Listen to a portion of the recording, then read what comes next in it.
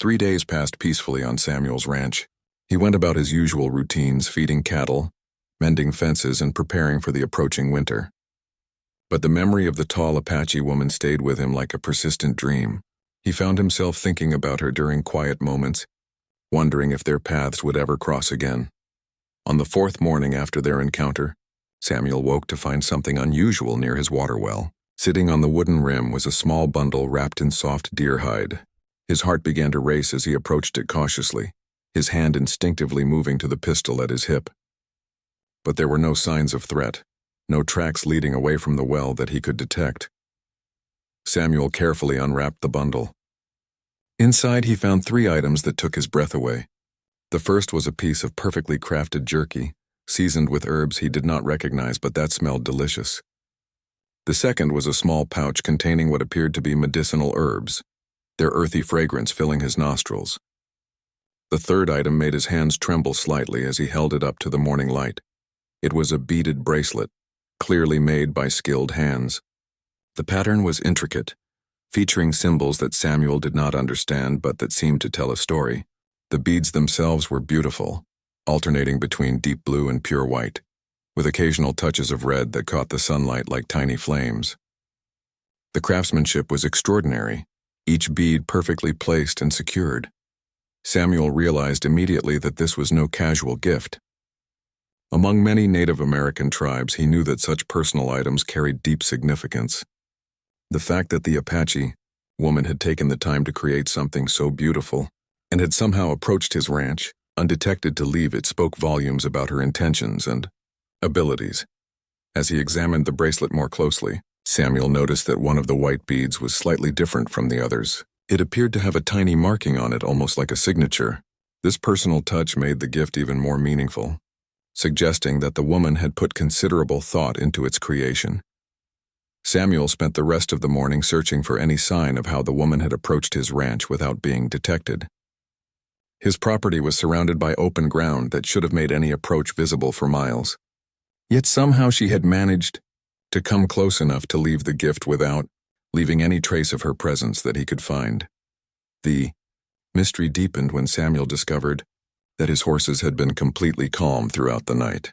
Usually they would alert him to any stranger's approach by becoming restless and nervous. The fact that they had remained peaceful suggested either that the woman possessed incredible stealth skills, or that the horses somehow sensed she was not a threat. Samuel carefully wrapped the gifts and placed them inside his house.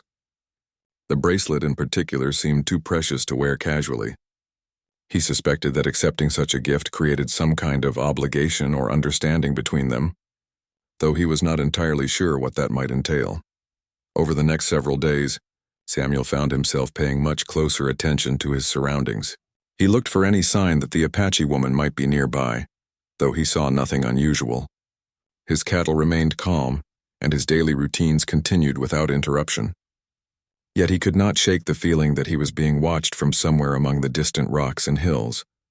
A week after finding the gifts, Samuel made a decision that surprised even himself. He gathered some of his own possessions that might serve as appropriate gifts in return. He selected a small hunting knife with a beautifully carved bone handle, a length of fine rope that he had imported from back east, and a small bag of sugar, which he knew was highly valued on the frontier. Samuel wrapped these items in a clean cloth and rode back to the spring where he had first encountered the woman. He was not even sure why he felt compelled to reciprocate her kindness, but something deep inside him insisted that it was the right thing to do. The gesture felt important in a way he could not fully explain.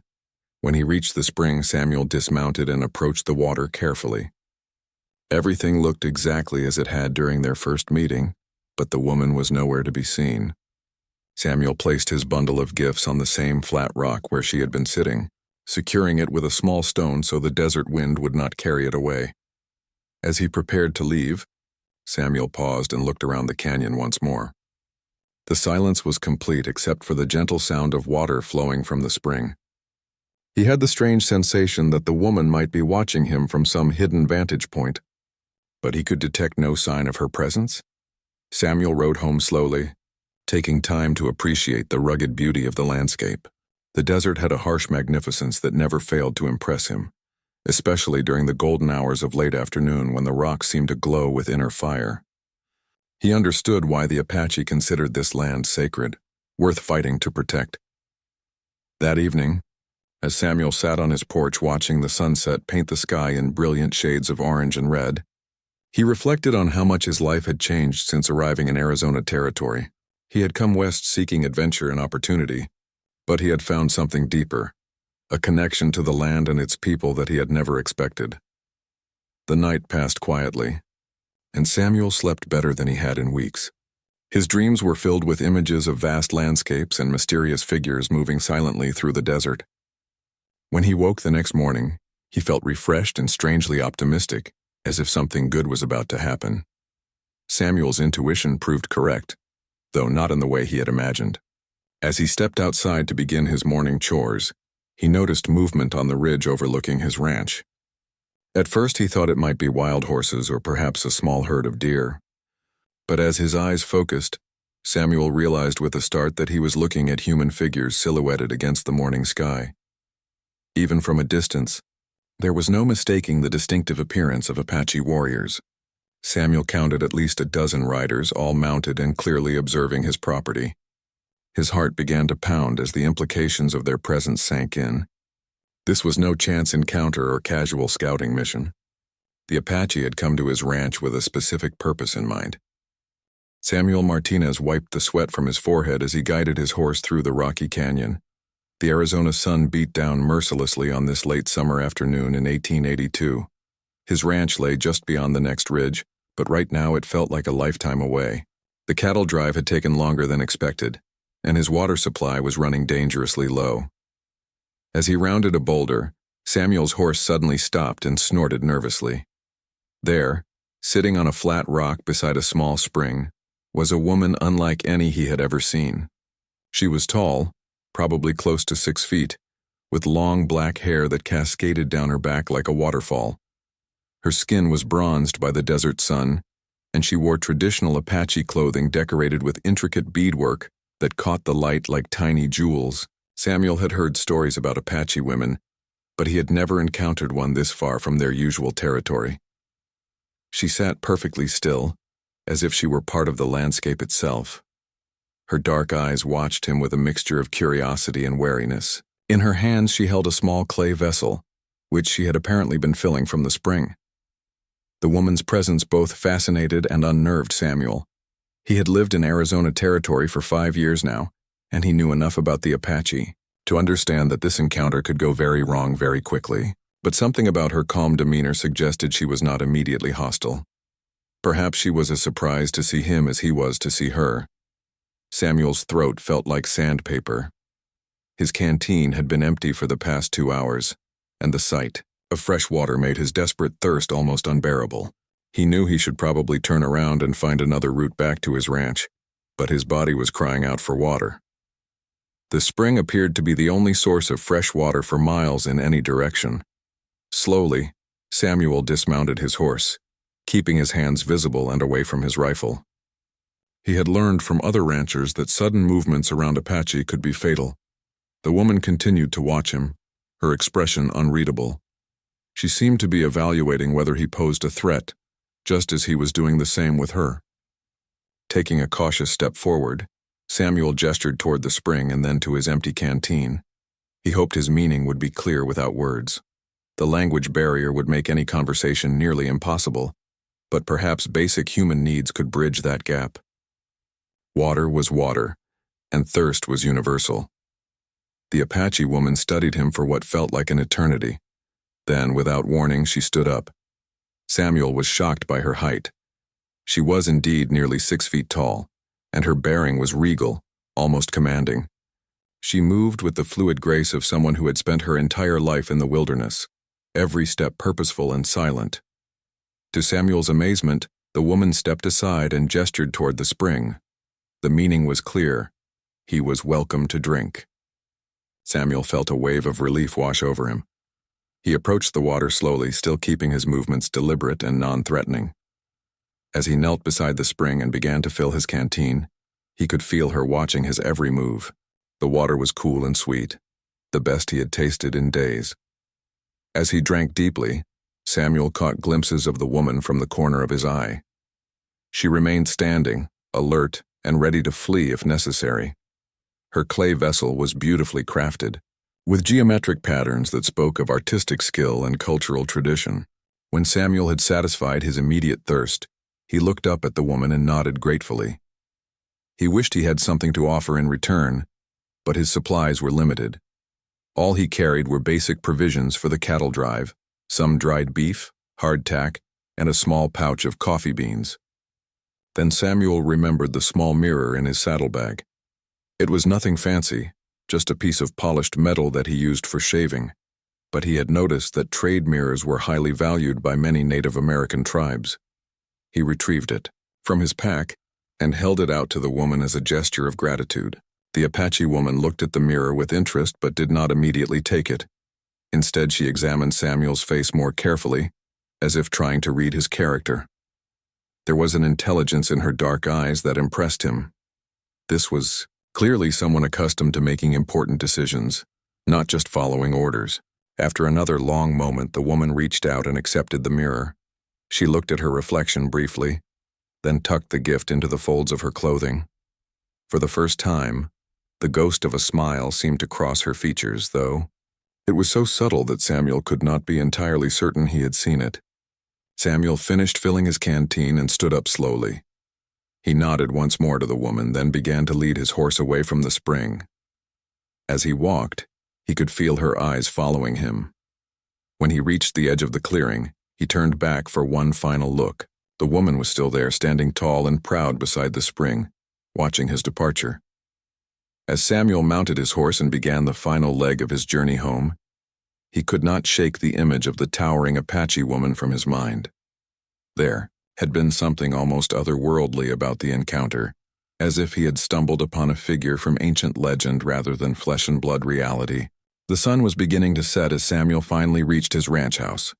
The small adobe structure had never looked so welcoming. As he unsaddled his horse and tended to his animals, he found himself replaying every moment of the strange encounter. He wondered who the woman was and what had brought her so far from Apache territory. That night, as Samuel sat on his porch watching the stars emerge in the clear desert sky, he felt grateful for the woman's unexpected kindness.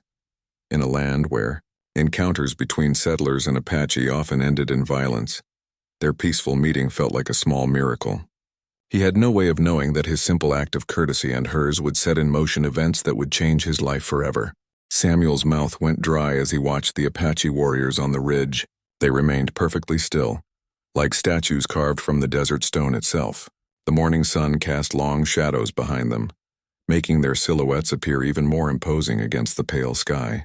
Samuel forced himself to breathe slowly and think clearly, despite the fear that was beginning to crawl up his spine. As the minutes passed, more figures appeared on the surrounding hills. Samuel's heart sank as he realized the true scope of what was happening. These were not just random warriors passing through his territory.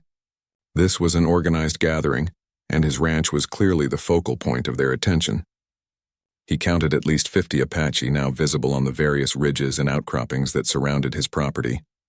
Samuel retreated into his house and grabbed his rifle, though he knew that one weapon would be useless against so many skilled fighters. Through his window, he continued to watch the hills, and the number of warriors seemed to grow with each passing hour. They appeared to be taking positions that would completely encircle his ranch, cutting off any possible escape route. By midday, Samuel estimated there were over 100 Apache warriors positioned around his property. They maintained their distance but made no attempt to hide their presence. The message was clear. They wanted him to know he was surrounded, but they were not yet ready to make their intentions fully known. Samuel had heard enough stories about Apache tactics to understand that this was likely a deliberate psychological strategy. They were allowing fear and uncertainty to build, wearing down his nerves before making their next move. The waiting was almost worse than an immediate attack would have been, because it left his imagination free to conjure up endless possibilities, most of them terrifying. As the afternoon sun climbed higher, Samuel noticed movement among the Apache positions. Small groups of warriors were shifting locations, creating new formations around his ranch. The coordination of their movements was impressive and frightening. These were clearly experienced fighters who had worked together many times before. Samuel tried to think of any reason why the Apache might have targeted his ranch specifically. He had always been careful to respect Native American burial sites and sacred places. He had never stolen cattle or horses from Apache herds, nor had he participated in any of the violent conflicts that had erupted elsewhere in the territory. His interaction with the tall woman at the spring had been entirely peaceful and respectful. Then a chilling thought occurred to Samuel. What if the woman he had encountered was someone important to the Apache tribe? What if she was the daughter or wife of a powerful chief? Perhaps his innocent gesture of gratitude had been misinterpreted as something more serious, creating obligations or expectations that he did not understand. Samuel remembered stories he had heard about Apache marriage customs and courtship rituals. In some tribes, the exchange of gifts between unmarried men and women could be interpreted as a formal proposal or acceptance of engagement. The beautiful bracelet the woman had crafted for him might have carried significance far beyond simple gratitude for sharing water. As the sun began to set, Samuel watched in amazement as even more Apache warriors appeared on the hills. Their numbers seemed to have doubled since morning, and he could now see that they had established what appeared to be temporary camps in several locations. This was clearly not a short-term operation. The Apache were preparing to maintain their positions for an extended period. Samuel spent a sleepless night listening to every sound outside his house.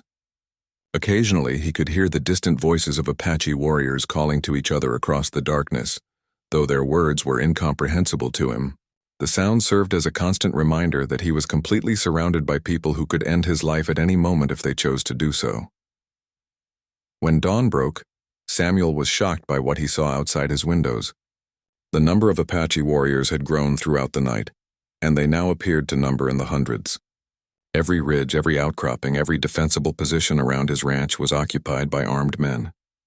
The sight was both terrifying and awe-inspiring, a demonstration of Apache military organization that few white settlers had ever witnessed and lived to describe. Samuel realized with growing dread that he was looking at what might be the largest gathering of Apache warriors in the history of the Arizona Territory. Chiefs and fighters from multiple bands had apparently come together for this mysterious purpose, bringing their combined strength to bear on his isolated ranch. As the morning progressed, Samuel noticed that the Apache warriors were no longer simply maintaining their positions. Small groups were beginning to move closer to his ranch buildings, though they stopped well short of effective rifle range. They seemed to be studying his property, perhaps looking for the best approaches or defensive weaknesses. Samuel's water situation was becoming critical. His house had only a small reserve supply, and his main well was outside, making it impossible to reach without exposing himself to Apache fire. He began to ration his remaining water carefully, knowing that thirst might force him to surrender long before hunger became a problem. Around mid-morning, Samuel noticed a commotion among the Apache positions on the eastern ridge. A group of warriors was gathering around someone who appeared to be giving instructions or making plans. Even from a distance, Samuel could see that this person commanded considerable respect from the others, based on their deferential body language. As Samuel watched through his window, the group on the eastern ridge began to move down toward his ranch. They advanced slowly and deliberately, maintaining formation like a military unit. Samuel's heart raced as he realized this might be the beginning of whatever the Apache had planned for him. The advancing group stopped about 300 yards from Samuel's house, still well beyond effective rifle range but close enough for him to see them clearly. To his amazement, one of the figures stepped forward from the group. Even at this distance, there was no mistaking the tall, commanding presence of the Apache woman he had met at the spring. The woman raised her arm and called out something in Apache. Her voice carried clearly across the desert air, though Samuel could not understand her words. The sound was not threatening or angry, but rather seemed to be some kind of formal announcement or declaration. Samuel stood frozen at his window, uncertain whether he should respond or remain hidden.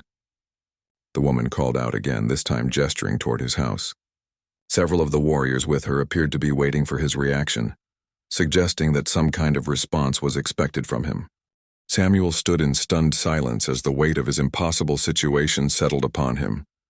Around him, hundreds of Apache warriors watched from their positions on the surrounding hills, waiting to see how this unprecedented situation would resolve itself. The desert wind whispered through the scrub brush, the only sound breaking the tense quiet. Standing Cloud spoke quietly to Running Wolf, who nodded and turned back to Samuel. She says you must have time to consider choice properly. This decision affects not just your life, but relations between her people and white settlers in this territory. She offers you until sunset to decide. Samuel looked into Standing Cloud's eyes and saw something he had not expected, understanding and perhaps even sympathy. Despite the formal nature of the proceedings, she seemed to recognize his difficult position. There was an intelligence and sensitivity in her gaze that reminded him that beneath the cultural differences, they were both human beings caught in circumstances beyond their control. May I speak with Standing Cloud directly? Samuel asked hesitantly. I know we do not share a common language, but perhaps we can find a way to understand each other better. Running Wolf translated the request, and after a brief consultation with the other warriors present, Standing Cloud nodded her agreement. She dismounted her horse and approached Samuel slowly, stopping when they were about 6 feet apart. For a long moment, they simply looked at each other, two people from vastly different worlds trying to bridge an enormous cultural divide. Samuel could see the strength and dignity in Standing Cloud's bearing, but also a hint of uncertainty. This situation was apparently as unusual for her as it was for him. Samuel pointed to himself and said slowly, Samuel. Then he pointed to her and attempted to pronounce her Apache name as Running Wolf had spoken it. His pronunciation was terrible, but Standing Cloud nodded appreciatively at his effort. She repeated his name with careful precision, then spoke her own name in Apache, encouraging him to try again. Over the next hour, with Running Wolf occasionally providing translation assistance, Samuel and Standing Cloud began to develop a basic understanding of each other's perspectives. Through gestures, simple words, and patient repetition, they explored the situation that had brought them together. Samuel learned that Standing Cloud was indeed the daughter of a powerful chief, but she was also a healer and wise woman in her own right. Her people respected her judgment and looked to her for guidance in matters affecting relationships with outsiders. Her decision to approach the spring where Samuel had encountered her had been deliberate, not accidental. Standing Cloud, through Running Wolf's translation, explained that her people had been watching Samuel's ranch for several months. They had observed his respectful treatment of the land and his careful avoidance of sacred sites.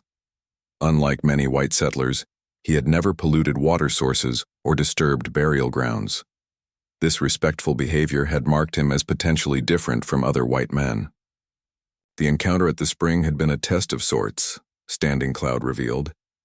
She had deliberately positioned herself there when she knew Samuel would be returning from his cattle drive, having tracked his movements for several days.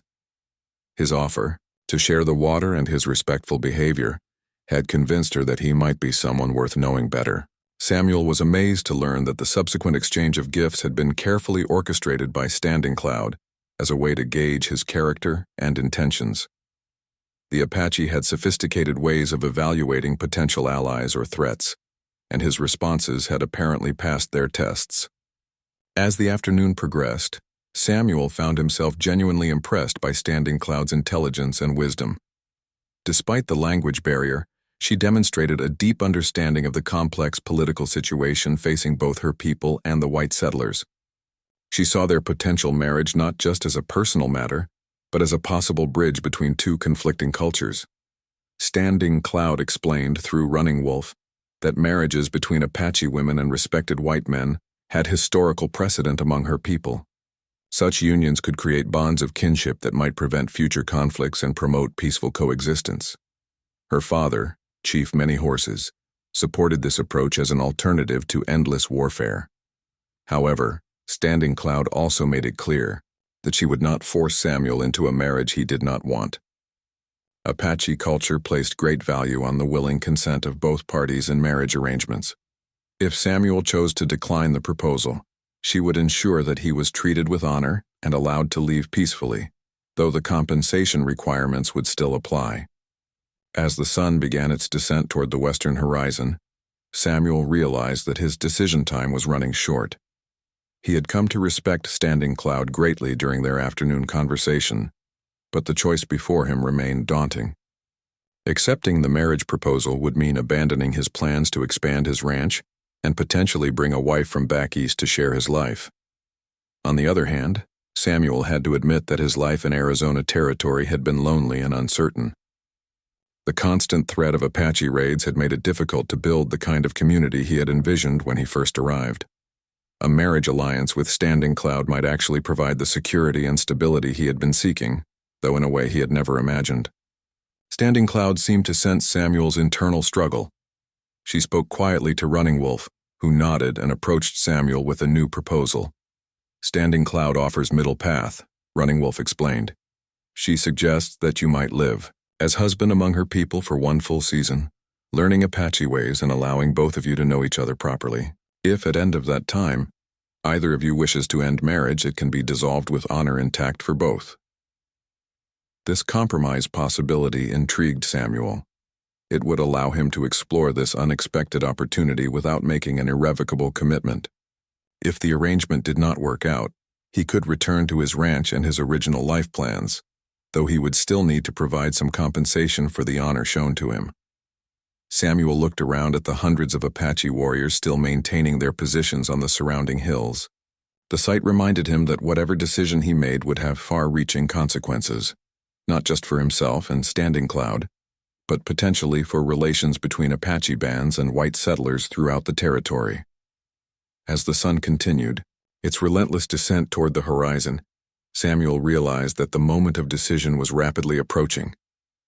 The choice he made in the next few minutes would determine the entire course of his future life. Samuel's hands trembled as he gripped his rifle. Though he knew it would be suicide to point it toward the Apache group, the tall woman called out once more, her voice carrying a tone that seemed almost inviting. Samuel struggled to understand what was happening. This was unlike any Apache raid or attack he had ever heard described by other settlers.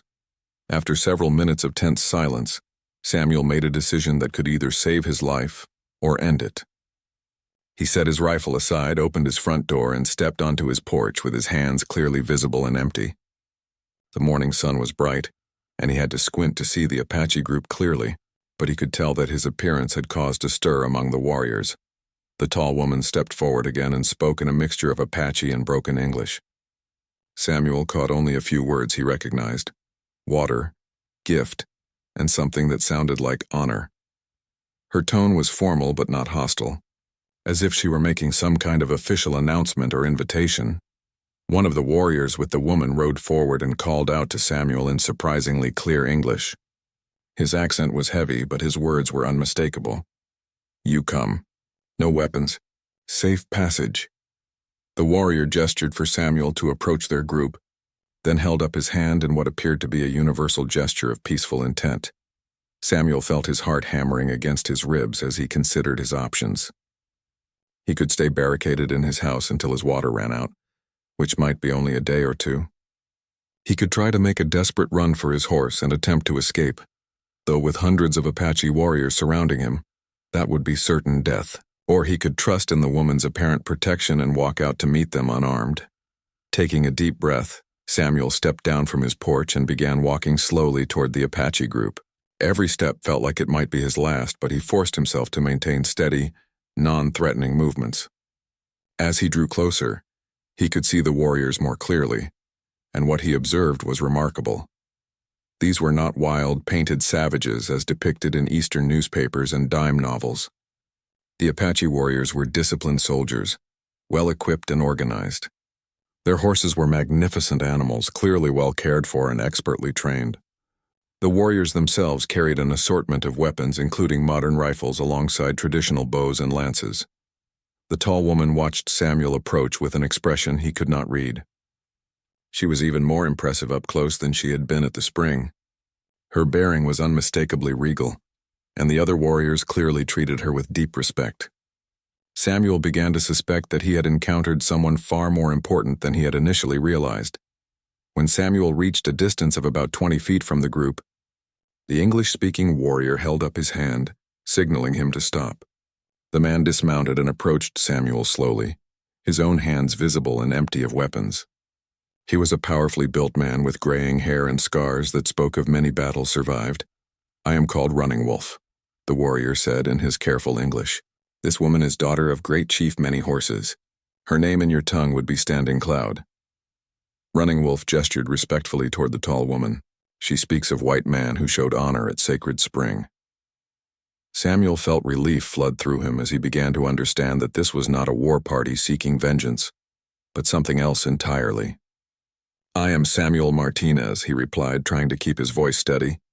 "I meant no disrespect at the spring. The lady showed me great kindness when I was in need." Running Wolf translated Samuel's words to Standing Cloud and the other warriors. Samuel watched as an animated discussion took place in Apache, with several different voices contributing to what appeared to be a debate or consultation. Standing Cloud listened to all speakers before responding with what sounded like a decisive statement. "Standing Cloud says you showed proper respect for sacred water and sacred person," Running Wolf translated. "In Apache way, this creates obligation. She has told story of your meeting to Council of Chiefs. They have decided to offer great honor." Samuel waited anxiously as Running Wolf paused to choose his words carefully. The warrior seemed to be struggling to find the right way to express something complex in English. "Among our people, when unmarried woman of high rank receives gift from unmarried man, and when she returns gift of personal making, this begins path to marriage joining," Running Wolf explained. "If man accepts second gift and returns his own offering, this shows willingness to pursue joining of families." The blood drained from Samuel's face as the implications hit him like a physical blow.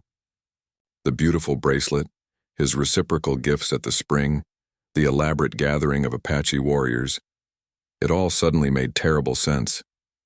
Through ignorance of Apache customs, he had apparently entered into some form of courtship ritual with the daughter of a major chief.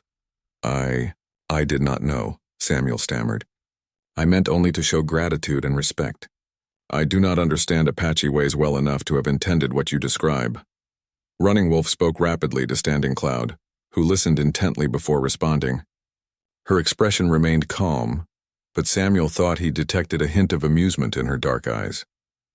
"Standing Cloud understands white man's ignorance of Apache customs," Running Wolf translated, "but action creates reality regardless of intention.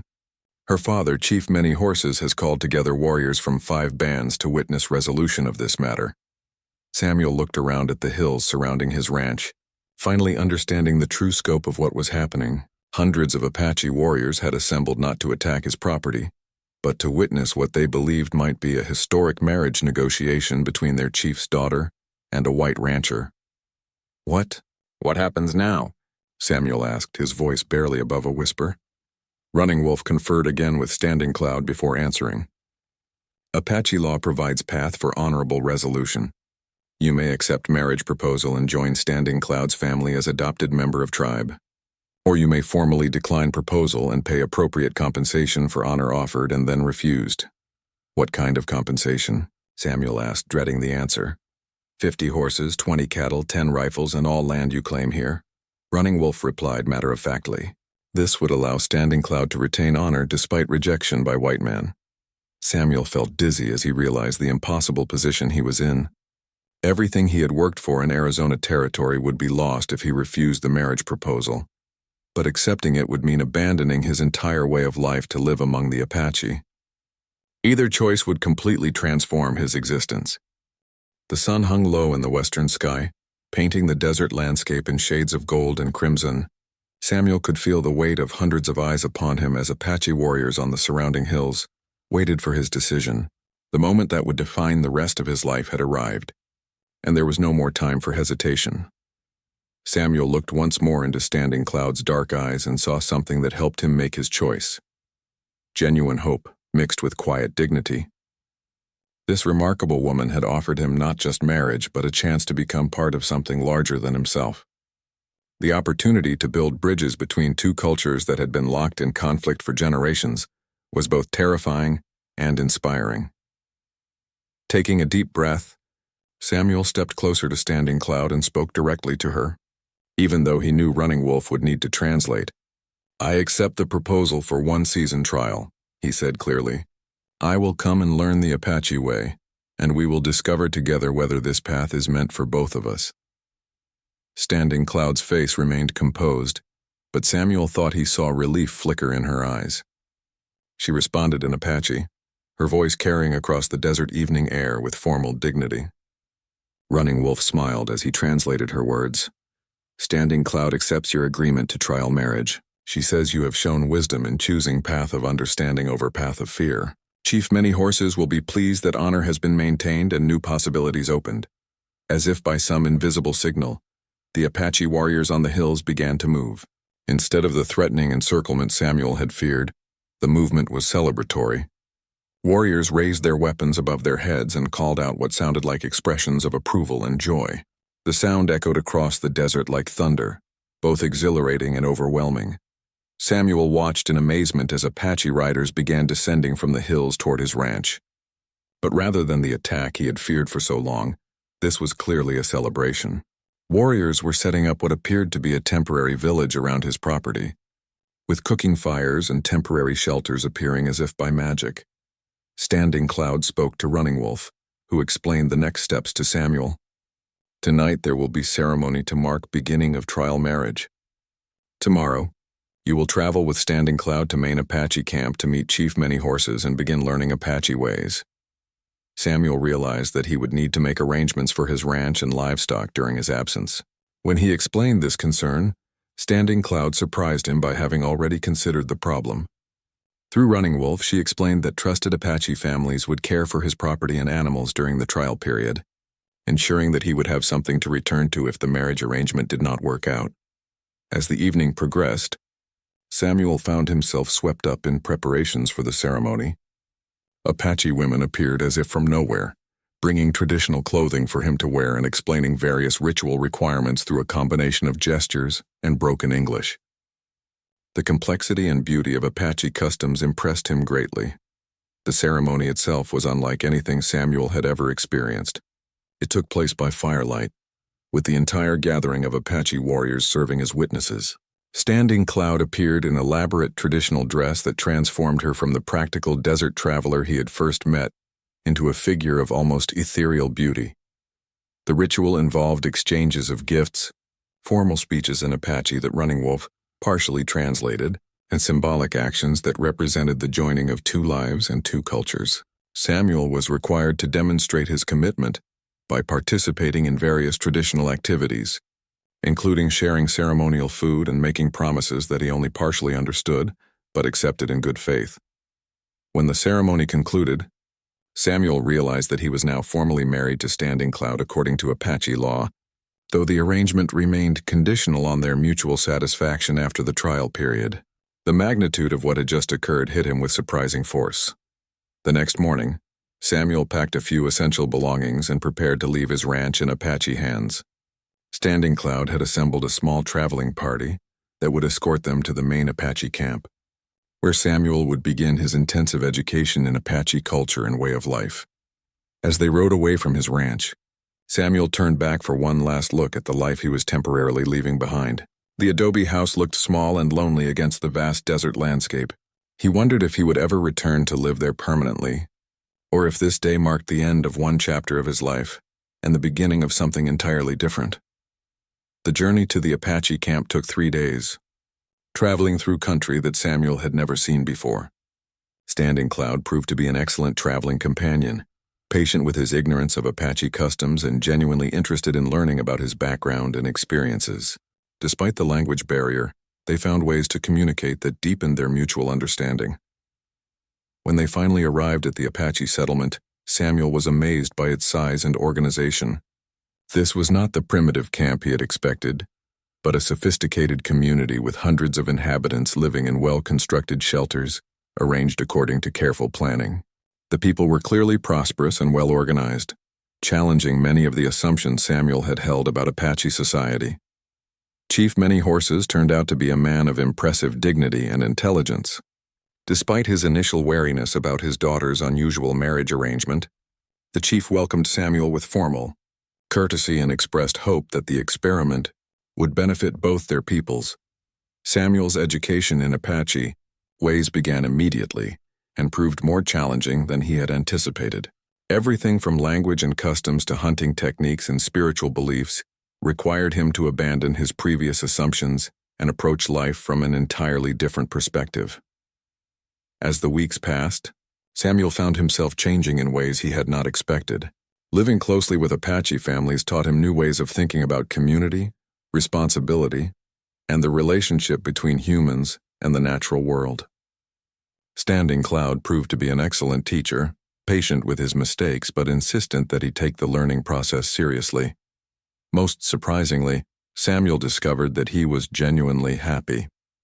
The constant fear and isolation of frontier ranch life had been replaced by the security and warmth of community membership. His marriage to Standing Cloud evolved from a formal arrangement into genuine affection and respect. When the season trial period ended, both Samuel and Standing Cloud chose to make their marriage permanent. Samuel never did return to live at his ranch full-time, though he maintained it as a bridge between the Apache community and the growing population of white settlers in the territory.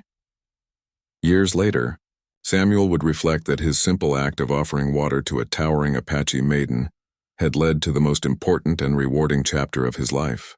The encounter that had begun with such terror and confusion had ultimately opened doors to understanding and love that he had never imagined possible.